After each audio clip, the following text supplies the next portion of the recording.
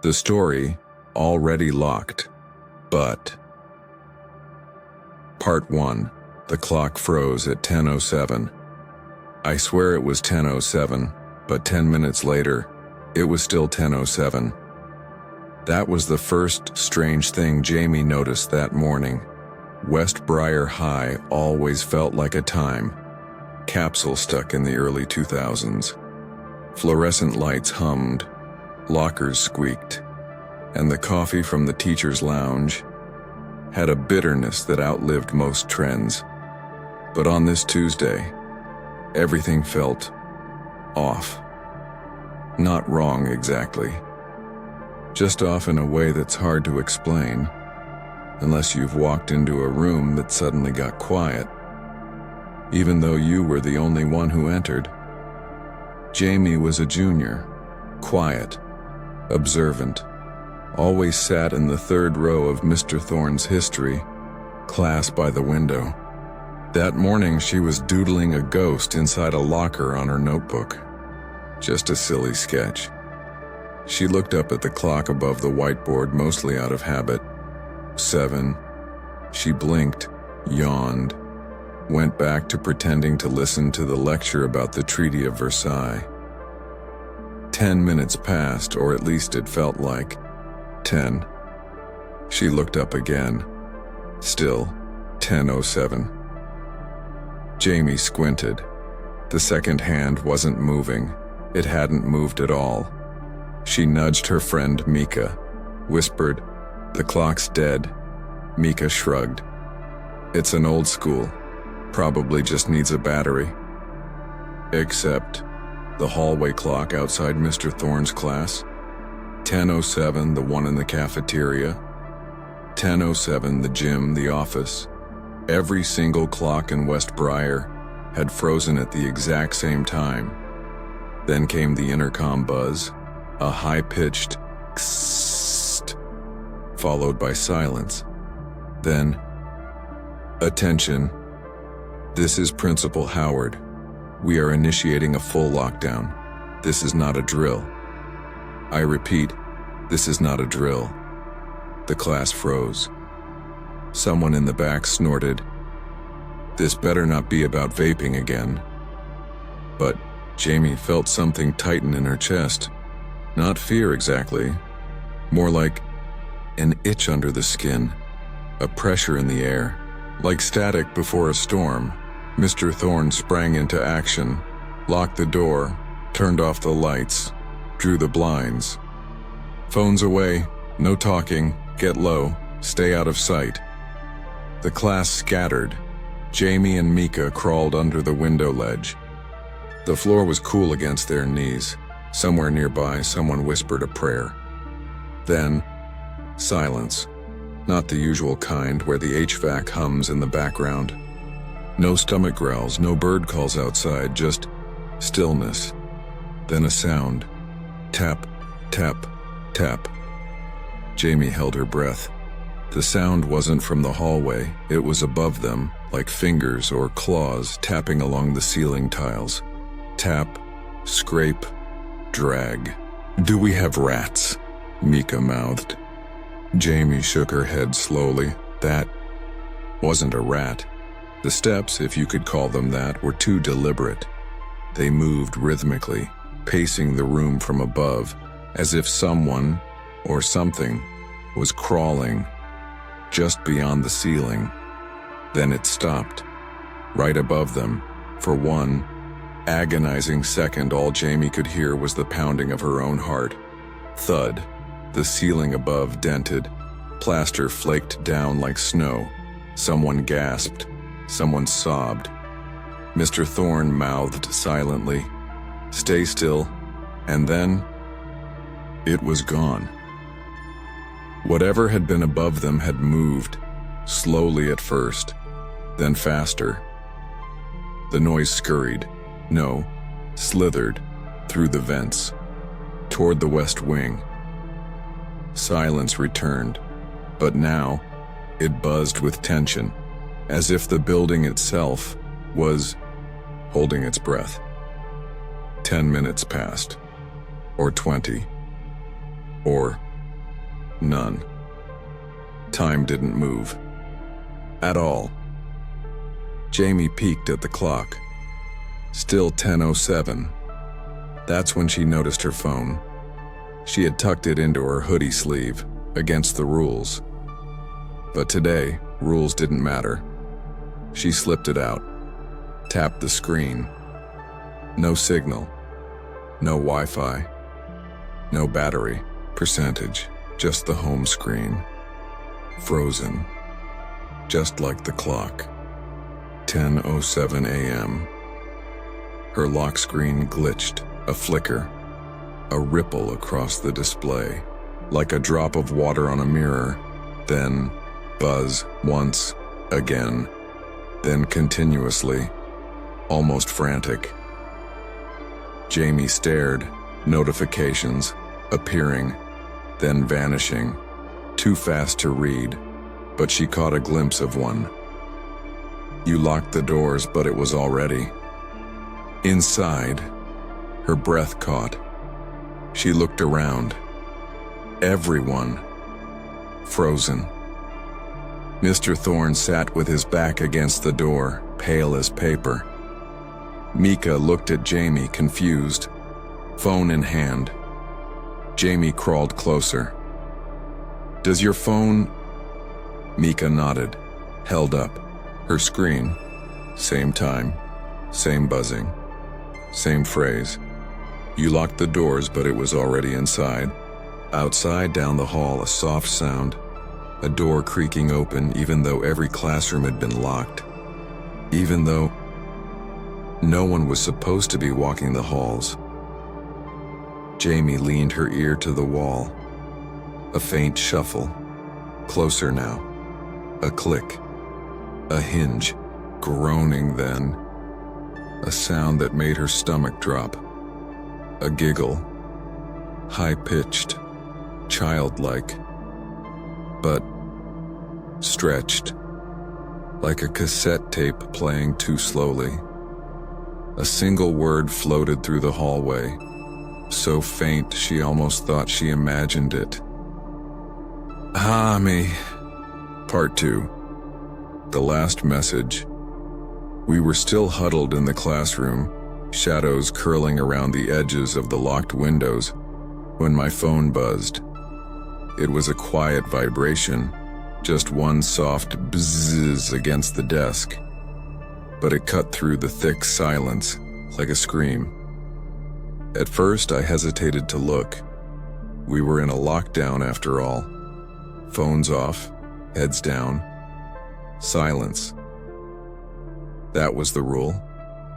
The rule drilled into us from every annual safety drill.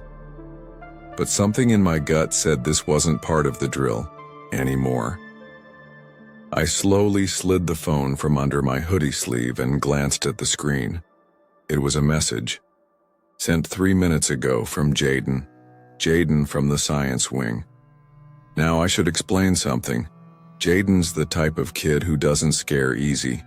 We once found a snake in the chem lab, and while everyone else ran out screaming, Jaden picked it up with tongs and said, "Cool, let's name it Greg." But the message he sent, it chilled me. Not in a dramatic way, not like, "Oh my God, I'm so scared," but like ice water poured down your spine at 10:07 in the morning. Jaden. Something's in the school. Not a shooter. Not a person. It took Mr. Hayes right in front of me. I don't think it saw me. I'm under the lab sink. Please don't come looking. Stared at the screen for a long time. The words swam a little, like they didn't want to be read. I looked around the room. Ms. Calvin sat at her desk, her hand clutching her phone, lips pressed so tightly they'd turned white. She looked like she was waiting. For a call, a knock. The all clear. But something in her posture said she didn't believe it was coming. Everyone else in the room was eerily still. No one whispered. No one cried. It was that kind of silence where even your heartbeat feels too loud. And then I heard it. A creak, soft, long, stretching. At first, I thought it was the old HVAC system. This school's always been falling apart. But then it came again. This time, followed by a scrape, like something dragging across metal pipes. Then nothing. Just silence again. Until my phone buzzed a second. Time. Jaden. It's in the vents now. Don't move, don't speak. It hears things. I looked up. I didn't mean to, but your eyes go where fear tells them to. The vent above the whiteboard. Old. Rusted. One of its screws missing. It hung slightly askew. Nothing unusual. Except now. It was swaying. Just a little. Like someone, or something, had brushed against it or was still inside. I swallowed hard. I wanted to say something, to show someone, but I couldn't. Because how do you whisper in a room that's already listening? And then something happened that made the air seem to collapse in on itself. One of the ceiling tiles, way in the back near the supply closet, shifted. I don't mean it fell. I don't mean it cracked. It shifted, like something was pressing gently from the other side, testing the boundary between its world and ours. We all heard it.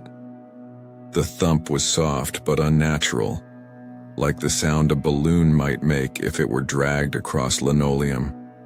And I wasn't the only one who noticed. Marcus, the kid next to me, slowly turned toward me. His lips moved, but no sound came out. He mouthed, "Did you see that?" I nodded. Barely. That's when Ms. Calvin stood up. She didn't say anything. She just walked slowly to the door and double-checked the lock again, twice. Then, she turned to us and said, almost too quietly to hear, "We're staying here, no one leaves this room." And we didn't.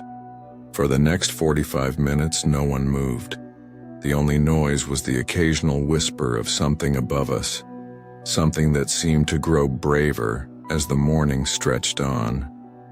Like it knew that we were scared, knew that we were trapped, knew that all we had left were our thoughts, our breathing, and the sound of our own silence.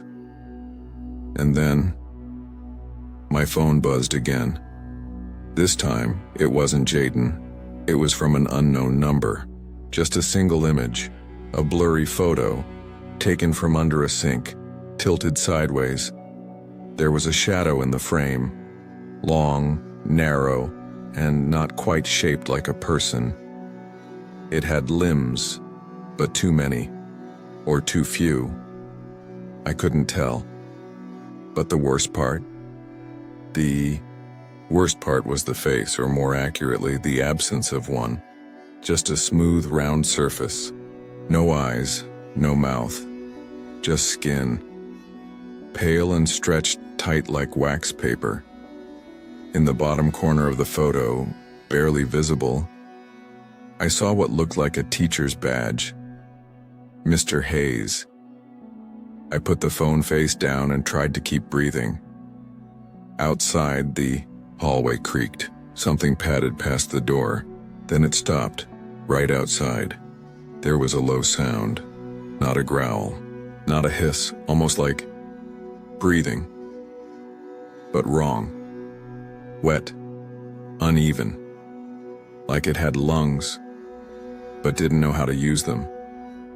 And then, just as quietly as it came, it moved on. We never heard it leave. We never saw it pass a window. But in that moment, every single student in that room knew something none of us could say out loud. We had locked the doors, but something was already inside. Part 3. The Missing List. They never made the announcements, never even called their names over the intercom. It was like they just never existed. After the lockdown ended, things didn't return to normal. Sure, The bells rang again. The lights flickered back to life. Teachers herded students back to classrooms, trying to shake off the tension with awkward smiles and half-hearted jokes. But something was off. And not in the usual, we just survived a possible school shooting kind of way. It started with Emily. She noticed Mr. Hargrove didn't return to class. He wasn't her favorite teacher. He taught chemistry like he was allergic to enthusiasm, but he had been the one to send the emergency lockdown alert. Everyone saw his name on the announcement system, but after the lockdown, he was gone. Literally, gone. His lab door, locked. His name, removed from the faculty list outside the science wing. His inbox, bounced back with, "User not found." No one said a word. Not the principal, not admin, not the other teachers. Emily asked her history teacher, Ms. Ramos, casually, "Hey, is Mr. Hargrove okay? I haven't seen him since Monday." Ms. Ramos blinked at her like she'd spoken another language. "Who?" "Mr. Hargrove. Chemistry. Tall, beard, always wears that navy blue lab coat." Ms. Ramos frowned. "I think you mean Mr. Hendricks. He teaches chemistry, but Mr. Hendricks retired last year." Ms. Ramos gave her a polite, slightly strained smile. "You must be confused, hun. Get some rest, okay?" Emily didn't push it. Not then, but something in her gut twisted tighter. The next day, things got stranger. Jaden, who usually sat 2 rows ahead of Emily in English, didn't show up. Neither did Hannah Lee or Devin Tran. By Thursday, she counted 5 students who'd vanished from attendance. No explanation. No announcement, no worried teachers. Their seats remained untouched, but their names, gone from the digital roster. It was like someone had gone into the system and deleted them, and everyone's memory along with it. Everyone, except Emily and Lucas. Lucas was the first to say something out loud. They were in the library during study hall, tucked in the back corner where the old computers still ran Windows XP. "You're seeing it too, right?" he whispered. Emily looked up from her phone. "Seeing what?" "The people who aren't here anymore." She said nothing. "Devin, Hannah, Mr. Hargrove." He leaned in. "They're just gone, like they never existed. My locker was next to Devin's. Now it's next to some kid I don't even recognize. I swear, he wasn't here last week." Emily felt the air tighten. "It's happening to me too," she admitted. "I thought I was losing it." Lucas glanced around, then pulled out a folded piece of paper from his pocket. On it, a list. Handwritten. Messy. Names hastily scribbled down: Devin Tran, Hannah Lee, Jaden Ortiz, Mr. Hargrove, Sophia Lynn, Matt Rosen, each one, crossed out with thick black ink. He tapped the page. "I wrote these down Monday right after lockdown every time. I check again, another name's gone from the system, so I started keeping track myself." Emily stared. "But why you? Why me? Why do we remember?" Lucas shrugged. "I don't know. Maybe we weren't supposed to. Maybe something went wrong." That afternoon, they recruited Maya, a junior who ran the yearbook club. She was sharp, observant, and more importantly, had access to old student records. In the yearbook office, Maya pulled up last year's layout. "Here," she pointed. "Devin, soccer team last year." But in the current year's draft, his photo missing. His name not even listed. Maya's brow furrowed. That's not right. I remember photographing him 2 weeks ago. She opened the raw photo folder. Hundreds of thumbnails. Devon's file? Gone. Emily's voice was dry. They're being erased. No, Lucas said.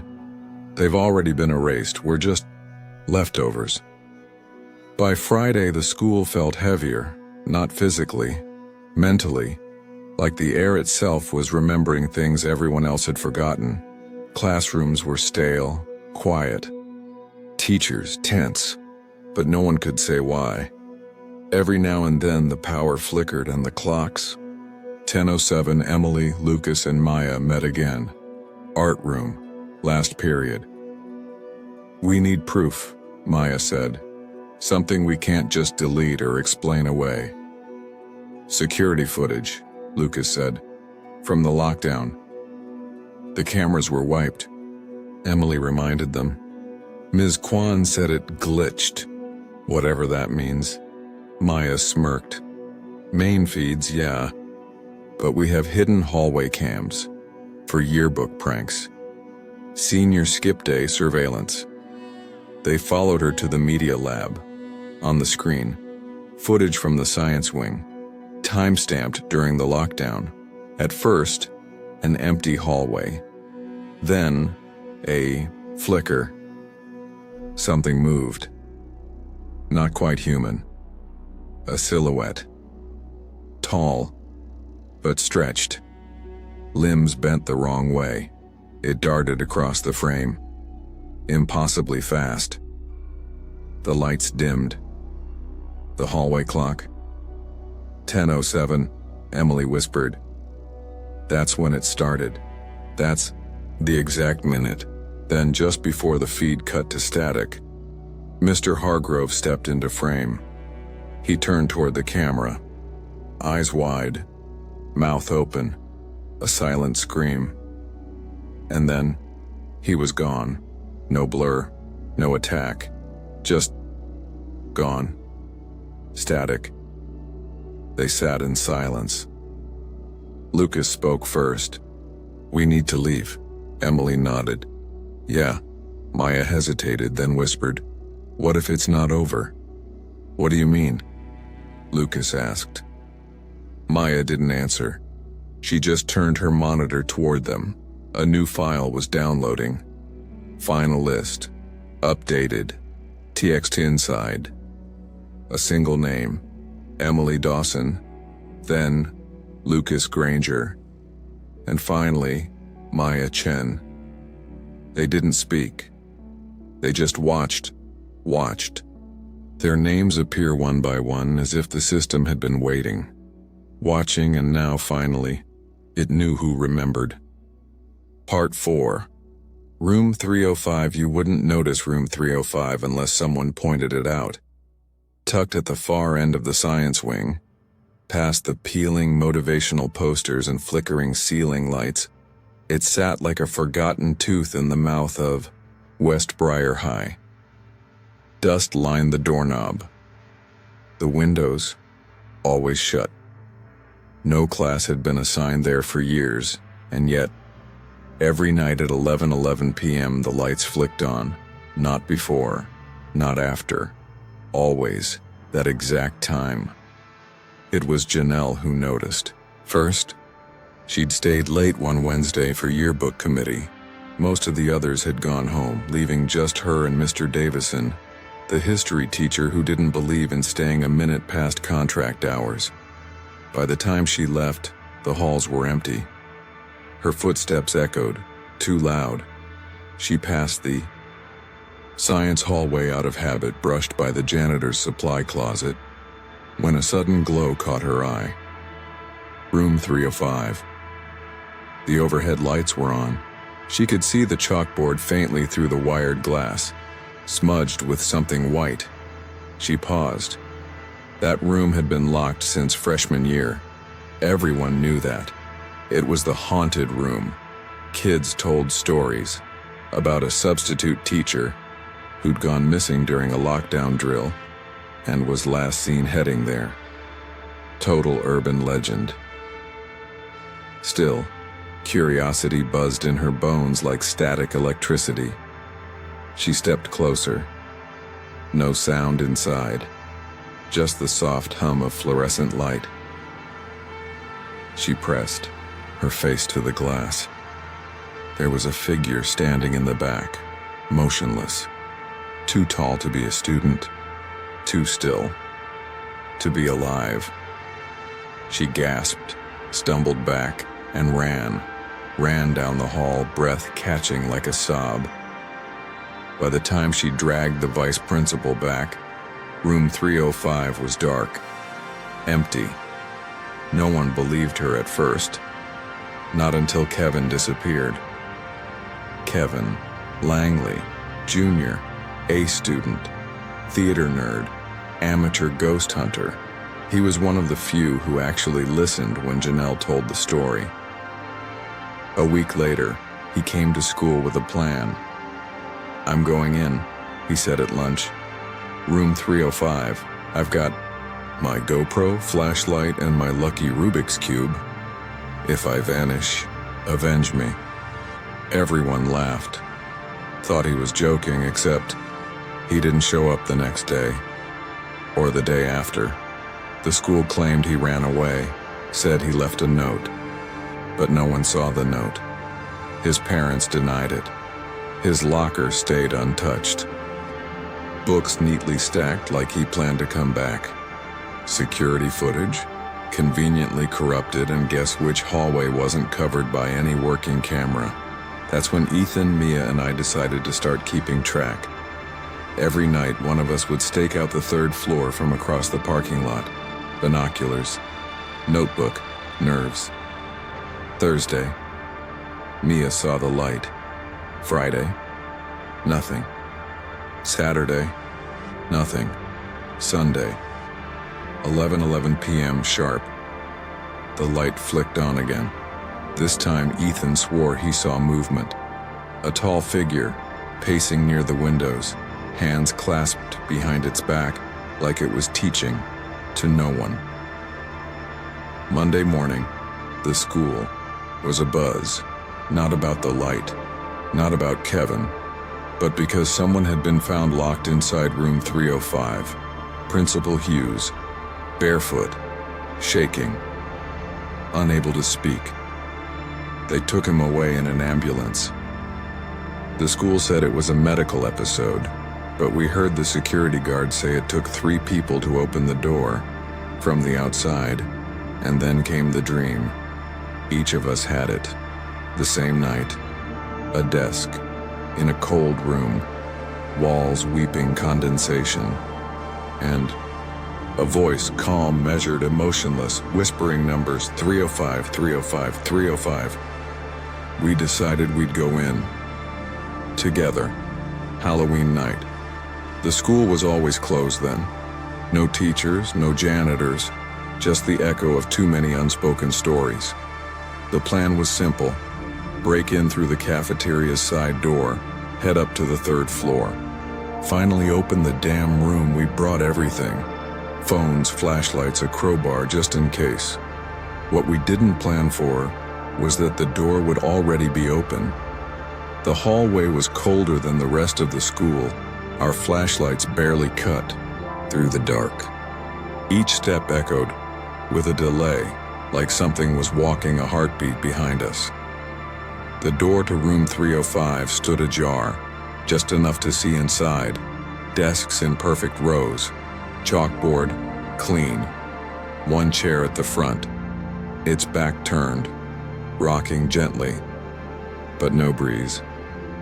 We looked at each other. No one spoke. I took the first step in.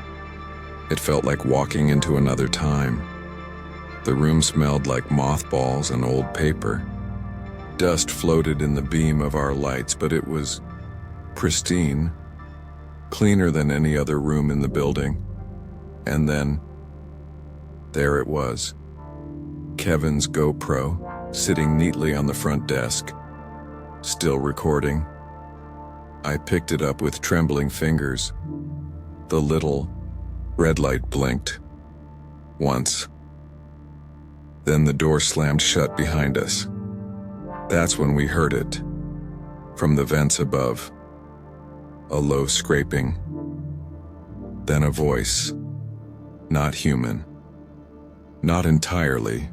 Warped. Distorted. Like it had been stretched across dimensions. It said just one word. Stay. We bolted. Kicked the door open. Ran like hell down the stairwell. GoPro clutched to my chest. Behind us, the lights on the third floor flickered and then went dark. Back home, we tried watching the footage. The video was clear for the first hour. Kevin, walking down the hall, narrating like it was some amateur vlog. But the moment he entered room 305, the image glitched, flashed, froze. And for a split second, there it was. A face. Pale. Hollow-eyed. Mouth stitched shut with what looked like wires. Standing inches behind him. Then, static. And the screen went black. We haven't gone back since. But sometimes, if you drive past West Briar around 11:11 p.m., you'll see the third floor flicker. And if you listen closely, real close, you might hear chalk scraping against a board that no one's writing on, scribbling the same thing again and again. 305. 305. 305. Part 5. The repeating hallway. There are 3 types of silence in a school. The first is comforting. The early morning hush before students arrive, filled only with the low hum of fluorescent lights and janitors pushing mops down glistening. While the second is tense, the kind that falls over a room during a surprise quiz when everyone's afraid to breathe too loudly. And then, there's the third kind, the kind that feels watched. That's the silence Max Hurst walked into at 7:32 a.m. that Monday morning. He hadn't meant to arrive early, he never did. But the night before, something had twisted his sleep into a mess of broken dreams and unreadable clocks. So he got up early, grabbed his backpack, and made it to school before the doors were even unlocked. Except, they were unlocked. No custodians, no principal, no security guard sipping bitter gas station coffee by the east wing doors, just the door, swinging slightly open, like someone had just gone in, and the lights already on. Max hesitated. 1 step inside, then 2. The silence met him like a breath held too long. No morning announcements, no locker slams, no paper rustling, or hallway jokes, just that third kind of silence. Max walked toward his locker, his footsteps sounding too sharp. That's when he noticed something odd. The clock above the science hallway. 32 a.m., but it had read that 10 minutes ago too. He checked his phone. 41. Battery, 89%. So why hadn't the clock changed? He shook his head, muttered, "Stupid old school." He took a deep breath, turned the corner to head toward room 214. Only, the hallway didn't end.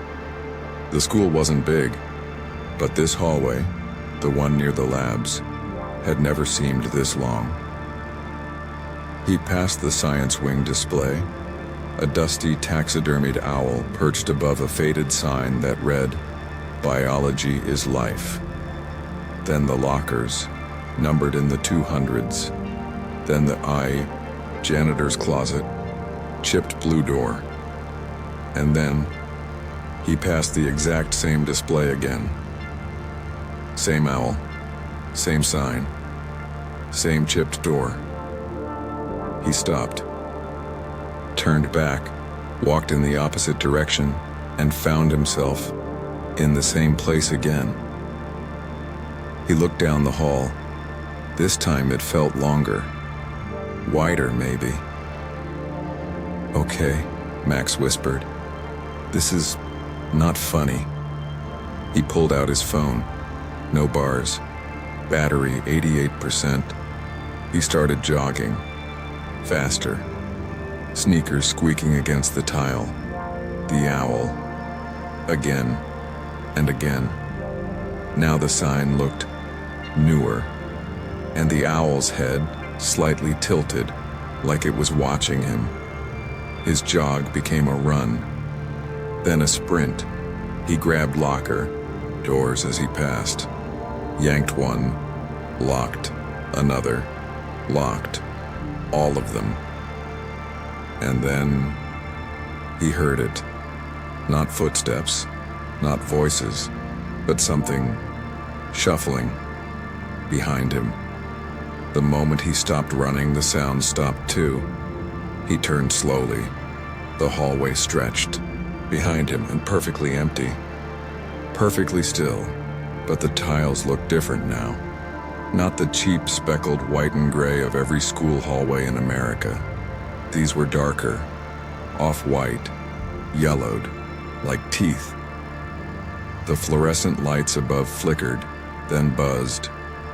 Then, pop, one by. On the overhead lights blew out, moving toward him like something was crawling on the ceiling. Pop, pop, pop. Max ran. The owl, gone. The lockers, rusted. The janitor door, melted looking. This wasn't just a loop. It was changing. Like the hallway itself was reacting to him, feeding off him. He stopped again, panting. "Hello?" he screamed. His voice echoed, too long, too deep, like the hallway had grown taller, a whisper behind him. Low, wrong, not words, just breath. Max didn't turn this time. He backed up. Slow steps. Then, without warning, the hallway ended. There was a wall, where the hallway should have kept going. Painted over, seamless, just a smooth stretch of wall where a path used to be. He reached out, hands shaking, touched it. It was soft, not like drywall, like fabric or skin. Max stumbled back, and then the wall breathed. Just once, a slow, shuddering inhale, the sound like wind dragging across wet leaves. His vision blurred. He blinked, and the wall was gone. Now the hallway behind him curved, like the shell of some forgotten creature. Max turned to run, and nearly tripped over something. A notebook. Old, torn, spiral-bound. He opened it. The first page read, "If you found this, you're not the first. My name was Joel. I've been walking this hallway for 3 days. It only lets you out if you stop running." Max stared, flipped to the second page. "But if you stop running, it starts to notice you more." He turned the page. The rest were blank, except for the bottom corner, a sketch, just a quick doodle, but unmistakable, a black figure, limbs too long, no face, and overhead, scratched in, "It." Max's phone buzzed. 1 bar, battery, 87%, a text from an unknown number. "It." Shitticum, don't turn around. He didn't. He couldn't, because now the footsteps were right behind him. Part 6. Under the gym floor, it started with a bounce. Just a single, oddly hollow-sounding bounce during 5th period gym. While dodgeballs flew and sneakers squeaked on the waxed maple floor of West Briar's main gym, Owen heard it. Different from the others. Not quite echoing, more like something beneath the floor had caught the ball mid-bounce and gave it back, just a half second too late. He paused, holding the red rubber ball in his hand, listening. Nobody else noticed. Coach Timmons was busy blowing his whistle at two boys roughhousing near the bleachers. Everyone else was laughing, screaming, dodging foam balls with exaggerated drama. But Owen stood still, head tilted toward the floor. There it was again. A faint thud, like a door shutting below. That night when the gym was empty, he came back. It wasn't hard. Most of the school's side entrances locked on timers.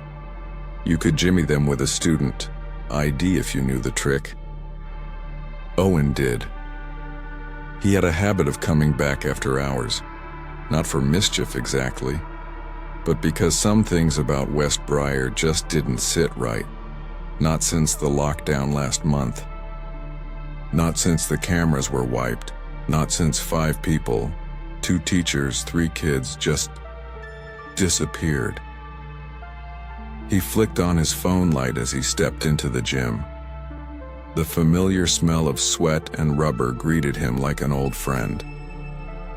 But the silence was thick. Not the peaceful kind. The kind that presses against your chest, waiting. He walked across the polished wood, his footsteps muffled by the spring-loaded floor. He found it near the half-court line, a seam, barely visible. But he'd been watching the patterns of the floor for days. One board didn't reflect light the same way. When he stepped on it, it gave a little, not creaked, yielded. Owen knelt down, set his phone beside him, ran his fingers along the edge. From his backpack, he pulled out a flathead screwdriver. Not for vandalism, just curiosity. That's what he'd tell himself later. He pried. The wood groaned, resisting. Then it popped up. Square of floor, not a board, a hatch, and beneath it, darkness. Owen shone his light down. Stairs, old, narrow, dusty. The kind not built for students, maybe for janitors. Or maintenance crews from decades ago, maybe longer. He stared. Every instinct in his body said, no. But his hand was already reaching for the first step. The air changed the moment he stepped down. Cooler, damper, and it smelled. Not like mold, but like paper left to rot. Like the breath of a place that hadn't been disturbed in years. The stairs creaked softly beneath him, and the sound didn't bounce. It just sank, like the darkness was swallowing it whole. He counted 12 steps at AETHER. The bottom, the space opened into a corridor, brick walls. No lights, no graffiti, no tags, just walls the color of dried blood, and pipes above twisted like rusted intestines. He started walking. His phone light caught a sign, barely hanging from one hinge on a rusted doorframe. Storage B, records. He pushed it open. It groaned, like a throat clearing after years of silence. Inside, shelves, old filing cabinets, cardboard boxes, sagging under moisture. And everywhere, paper, student records, yearbooks, maintenance logs, but none of them newer than 1977. He froze when he saw it. A bulletin board, still pinned with black and white photos, students in track uniforms, handwritten schedules, an old flyer, Fall Spirit Rally, October 28, 1977, featuring DJ Tommy Bright, and next to it, a newspaper clipping. Yellowed, curled, local teen disappears after school lockdown, no leads. He read it again. Raymond Bell, 11th grade, vanished following an unscheduled lockdown drill. School denies knowledge of incident. Parents claim cover-up. Investigation ongoing. The photo showed a boy with thick glasses smiling. Owen's hands trembled. He turned and froze. A sound, not loud, just a shuffle, like someone shifting weight in the shadows, just behind the door he'd come through. He stepped back. Light raised. Nothing. Only the hall. And the low rhythmic dripping from a pipe overhead. He swallowed. Something cold touched his ankle. He jerked the light down. Not water, a shoe, an old sneaker, frayed, colorless, peeking out from behind a collapsed ux. He didn't want to know. But he stepped forward anyway. Another shuffle. This time, closer. He turned fast. The door, half closed. He hadn't touched it. Owen ran. Back into the corridor. Up the stairs, 2 at a time.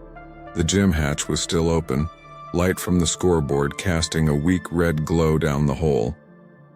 He scrambled out, kicked the hatch shut, sat on the floor, heart pounding. For a full minute, he didn't move. Then, he looked up at the scoreboard. 10:07. The time hadn't changed since last month's lockdown. Same frozen digits. The next morning, he told Maddie and Chris, 2 of the only ones he still trusted. The others acted like nothing had happened, like the school hadn't lost people, like nobody remembered the screaming. Maddie narrowed her eyes as he showed her the photo of the newspaper clipping. Chris leaned closer. "That kid," he said. "That name. Raymond Bell. What about it?" Chris opened his bag, pulled out a yearbook. "My mom's, class of '78. They flipped to the memorial page. Raymond's photo was there, but someone had drawn an X through it in red ink, not printed. Added later. Underneath, in tight handwriting, he's still in the gym." Part 7. The Janitor's Journal. There's something deeply wrong when a school janitor's old journal starts making more sense than the official announcements from the district. It was Mia who found it, wedged behind a loose vent panel in the supply room near the back of the gym, the one where the lights always flickered. No matter how many times the bulbs were replaced, she wasn't looking for it. Not exactly. But when she reached for a roll of masking tape that had mysteriously rolled under a shelf, her hand brushed cold metal. A rusted tin box. Inside, yellowed. Papers curled at the edges, and one composition notebook with a cracked spine. Property of Bellamy J. The rest of us, Connor, Malik, Sam, and I, gathered around the dusty workbench where Mia laid it down like a cursed relic. "This is old," Malik said, flipping through the pages that smelled of mildew, and something stranger, like wet stone, or something that used to be alive. Connor whistled low. He dated this one, October 31st, 1978. I leaned in, reading the first line aloud. "I locked the door again tonight. God help me if it ever gets out." There was a long silence after that. We didn't know much about Janitor Bellamy. He'd worked at West Briar from the late 60s until the early 90s, retired early, died a few years later. No family, no funeral, just disappeared into the town's collective shrug. But his journal told a different story, and it was the kind of story that didn't belong in a school. Page after page described oddities that mirrored what we'd been living through. Lights flickering in empty halls, cold drafts from sealed vents, shadowy shapes behind fogged glass, whispers from locker doors. But it was one entry that stopped us all cold. October 1973. They told me to seal off the sublevel. Said it wasn't safe after the collapse. But they didn't know what I saw. The thing that came through the cracks in the foundation. I think the school is sitting on a tear. A seam. Something that wasn't meant to be here. A seam? What the hell does that mean? Sam asked, barely whispering. Mia looked pale. Like a rip. Between here and somewhere else. She flipped to the next entry. October 1974. I've been feeding it stories. It likes stories. I think that's what it feeds on. Not flesh, not blood, but memory, emotion, fear. I read aloud near the door every night, keeps it lulled, keeps it dreaming. We looked at each other, then back at the book. Malik was the first to say it. This doesn't feel like fiction. By that point, we'd seen too much to dismiss anything. The hallway loop that trapped Connor, the light that flicked on in room 305 when no one was inside, the lockdown where the clock froze at 10:07 and the teacher in lab C vanished without a trace. But this meant it had all been happening before. Mia turned to the final pages. The handwriting had grown erratic, shaky, panicked, veering off the lines like someone writing during an earthquake. The words scrawled in thick black ink. They don't believe me. Principal thinks I'm going senile, but I've heard it moving again. Closer this time. It's remembering. I reinforced the door below the gym, warded it with the chalk marks from that old book in the faculty lounge, the one that wasn't supposed to be there, the one in Latin. But last night, the marks were gone. There was one final note, dated 2 days later. It told me its name. It whispered it through the vent grate just once. I can't write it down. I can't. But I heard it. And now it knows mine. The room fell into dense silence. Even the gym's usual hum, the rattle of pipes, the buzz of fluorescence, seemed to hush itself. Connor exhaled sharply. This is messed up. Sam shut the journal with trembling hands. What are we supposed to do with this? Call the police? Hey, we found a demon in the janitor's diary, and please send backup? No, Mia said, quietly, calmly. We follow it. Follow what? Connor asked. The clues, she said. The wards. The sealed door under the gym. If he locked it in, we need to see if it's still locked. I glanced around at the others. None of us nodded. None of us said yes. But no one said no either. Because deep down, we already knew. It wasn't locked anymore. And that thing, whatever it was waking up again. Part 8, door number 12. You ever notice how schools always have one door that doesn't make sense? It's not on the map, not labeled, maybe even boarded up. Most students just ignore it. Walk past without even registering it's there.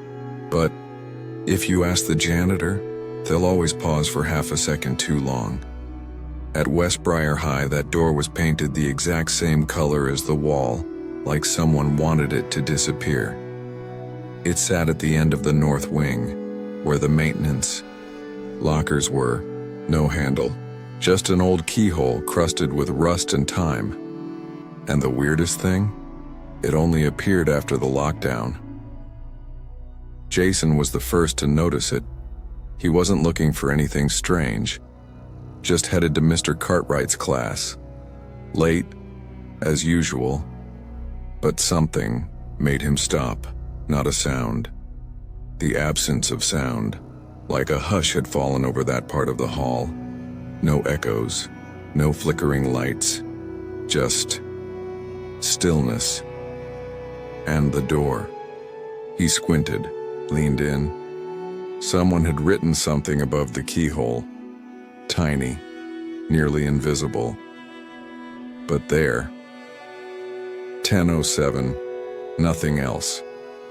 Just that time. Jason checked his phone, 58. Weird, he took a photo, sent it to Nora and Eli, then kept walking. He forgot about it almost until the next day, when the same door appeared again, but this time, wide open. The rumors began slowly, like they always do in schools. Someone heard a voice. Someone saw lights through the crack. A teacher's dog went missing. That last one came from Ms. Delgado. She lived on campus. Her German Shepherd, Milo, barked at that corridor every night for a week before disappearing. He's never run away before, she told the secretary, voice trembling. It's like something called him. But what really pushed everything over the edge was when the intercom glitched. Every day since the lockdown ended at exactly 10:07 a.m., every clock in the school would pause, freeze, just for 10 seconds. And during that pause, the PA system clicked on, with a low hum. Then came the voice. Flat, hollow, genderless. Jason Morgan, Nora Bell, Eli Tanaka. A pause.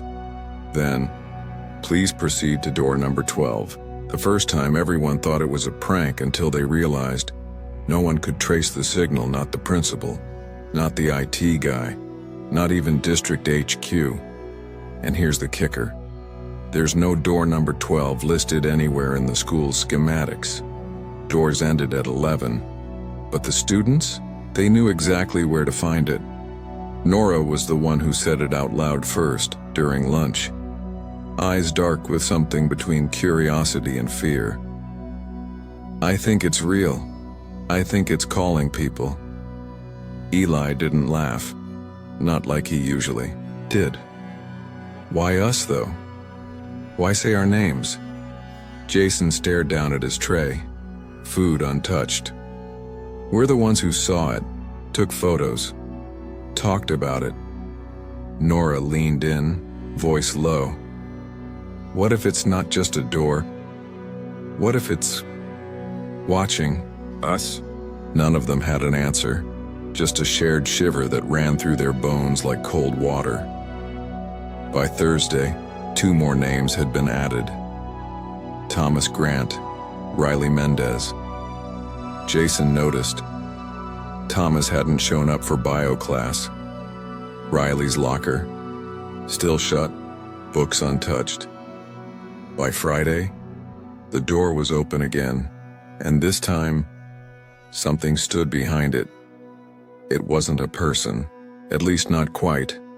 More like the shadow of one. Imagine a silhouette made of smoke, edges flickering like static. Head tilted just a little too far left. Like a curious puppet that never blinked. Jason saw it during passing period. The hallway was empty. Oddly so, like the world had forgotten that wing even existed. He walked toward it, against every rational thought screaming in his skull. And the figure inside the door, it whispered, not in words, just presence. A pressure behind the eyes. A feeling that something was brushing through his memories like fingers flipping pages in a dusty photo album. Jason stumbled backward, heart thudding. The door slammed shut on its own. No one else saw it, but that night his phone buzzed. Unknown number. No contact, just a message. Tomorrow, 10:07, don't be late. They met early the next morning. Nora, Eli, Jason. They'd had enough. The fear. The silence. The creeping dread that came with every clock ticked toward 10:07. So they made a pact. We go to the door, Jason said. We go together, Nora added. And we end this, Eli finished. They waited near the north hallway. As the bell rang for second period, the lights flickered, once, then again, and then stopped. The air thickened, the hallway emptied, the clocks froze. Canto 7, and the voice came louder than ever before. Jason Morgan, Nora Bell, Eli Tanaka. The door creaked open and the voice, oh God, the voice, it laughed. Part 9. The final period at exactly 11:43 a.m. Mrs. Whitaker was mid-sentence explaining the causes of the Cold War when the classroom lights flickered once, then dimmed, but didn't go out. The projector screen stuttered, jittered, like static on an old VHS tape, then froze on a still image of the Berlin Wall. She didn't notice. But the students did, all 17 of them, and all at once. They looked up at the wall clock. It read 10:07 again. No one said anything. Not yet. Not until Brian Mendez, half asleep in the back row, whispered, "Didn't it just say 11:43? Someone else muttered, "The clock's broken," followed by a nervous giggle. But something in the air made even that laughter feel forced. Heavy. Outside the window, the sunlight dimmed, not like clouds rolling in, but like someone was turning down the brightness of the world. The trees looked grainy, desaturated, almost faded. That's when they heard it. Click, click. A sound like chalk tapping slowly against a blackboard. But there was no chalk in the room, no blackboard either. Just a clean whiteboard untouched. And yet, Mrs. Whitaker's mouth kept moving, but her voice had vanished, lips moving in perfect rhythm, hands gesturing as they always did. But no sound came out, not even her breath. Jessica raised her hand, uncertain. "Mrs. Whitaker? Are you okay?" No answer, no blink, no change. That was when Dylan stood up. His chair scraped back, but made no sound. It was like the room had been swallowed by cotton. He walked to the window, stared out at the courtyard. What he saw made his knees tremble. The other classrooms, Room 203, the chemistry lab, all filled with students, but they weren't moving, frozen, like mannequins. One teacher had their arm raised mid-gesture. A student's mouth hung open in laughter, but no breath escaped, no fog on the glass. Dylan backed away. "This isn't real," he mumbled. And then the shadows started moving. They didn't belong to anything, just shapes. Sliding along the walls, long, thin, slow-moving stains that crawled along the ceiling, like ink chasing gravity in reverse. One stopped, right above Mrs. Whitaker's head. That was when the projector turned back on, by itself. And on the screen was them, the class, 17 students, sitting exactly as they were, frozen. But something was wrong. In the projection, there were 18, a figure in the corner, sitting at a desk that didn't exist in the real room, draped in dark clothes, head bowed low, long fingers resting motionless on the desk like it was waiting for something or someone. The silence became suffocating until a sound broke it. Not a scream, not a crash, a voice, soft, male, calm, coming from the intercom, except it had never turned on. "Take attendance, quickly. Someone does not belong."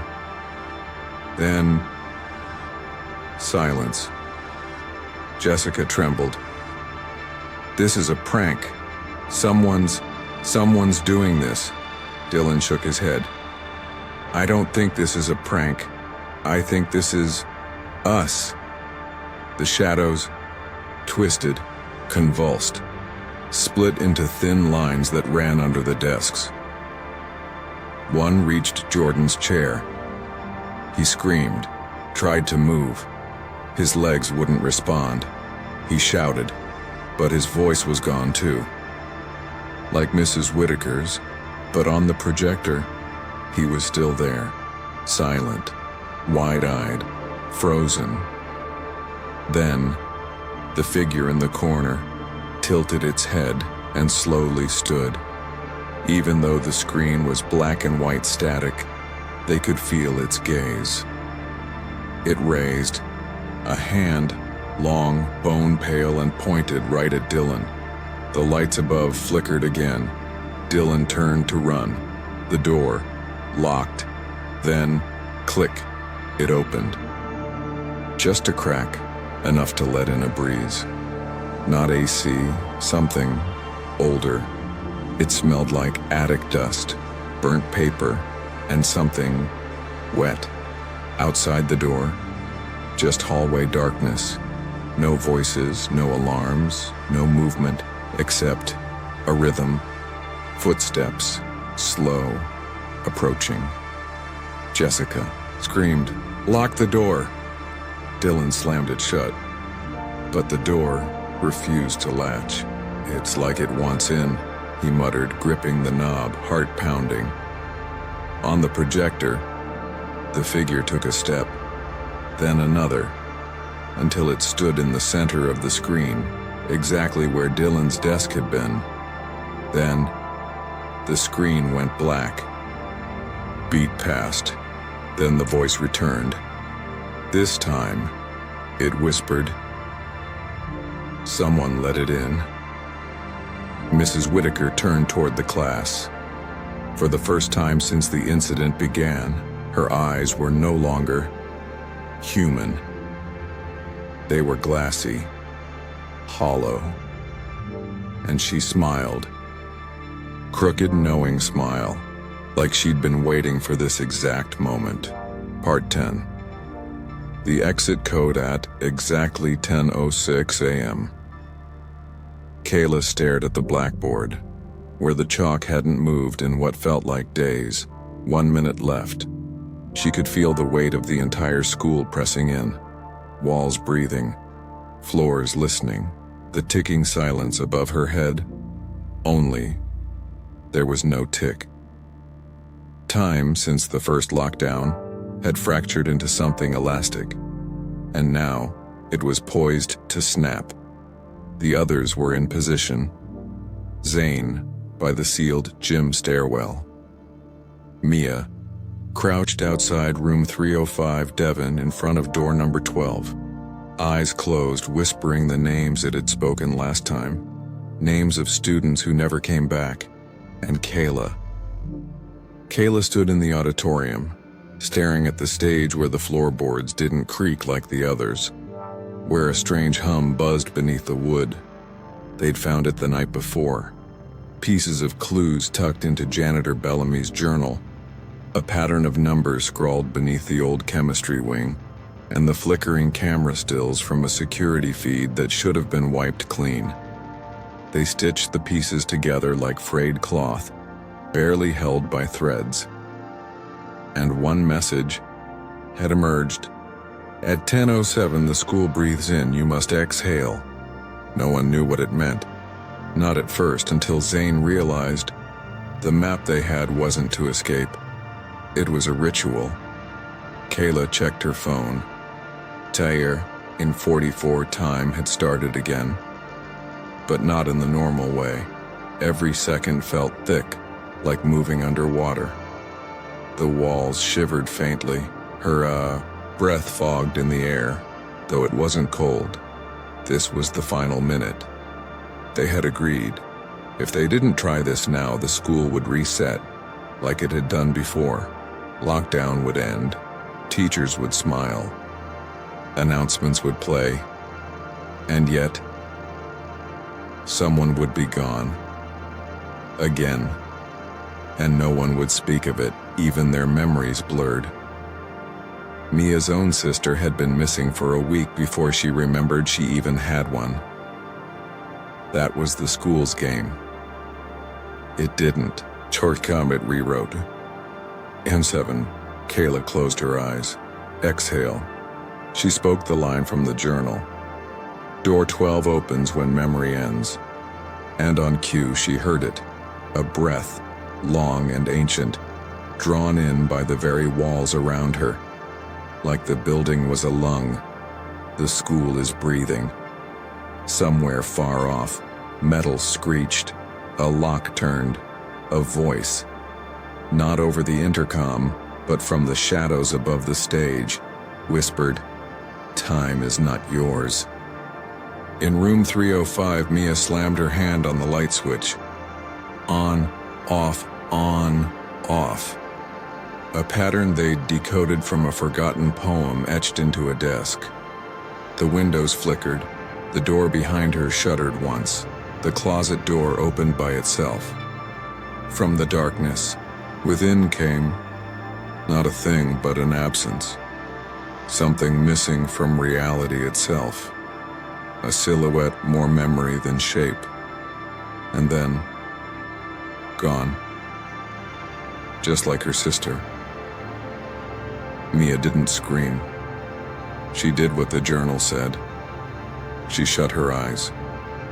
Repeated her sister's name once, twice, then opened them again and saw a second silhouette behind her.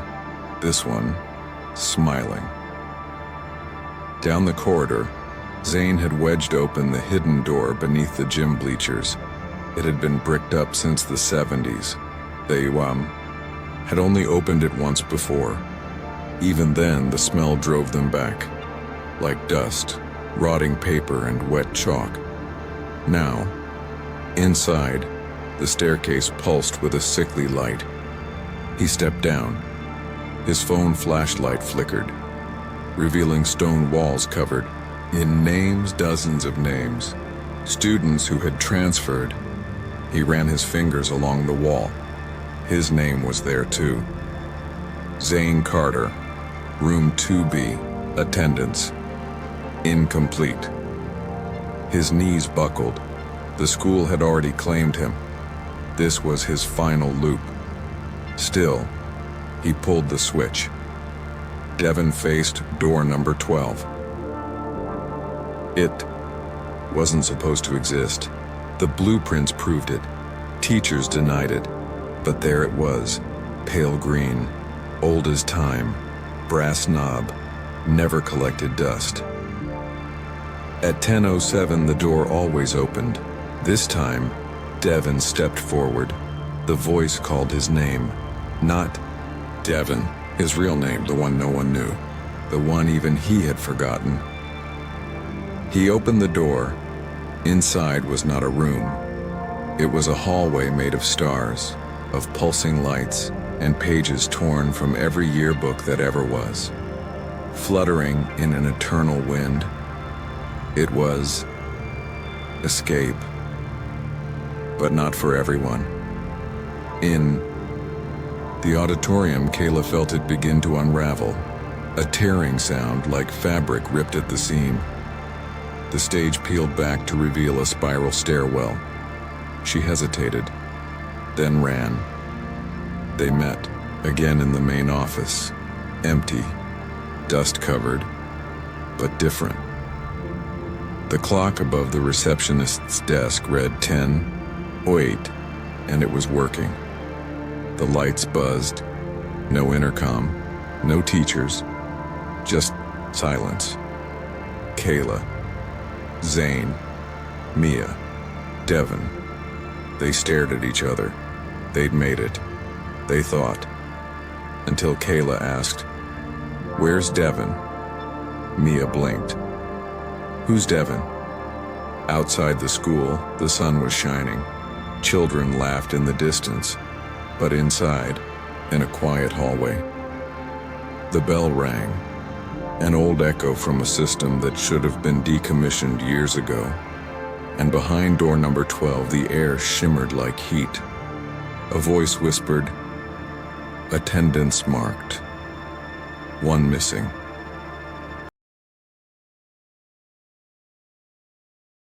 Hello everyone, I'm Ceoz Stories. Thank you for staying with me until the very last moment. If that story gave you chills, made you jump, or simply kept your eyes glued to the screen, don't hesitate to hit the like button to support the channel. Share this video with friends who enjoy these sensations too, and don't forget to leave a comment with your thoughts, or even share strange things you've personally experienced, because I'd love to immerse myself in your stories as well. If you're eager to keep exploring untold mysteries, shadows that remain nameless, then subscribe to the channel and turn on the notification bell. A new door will open every day. Are you ready for the next story?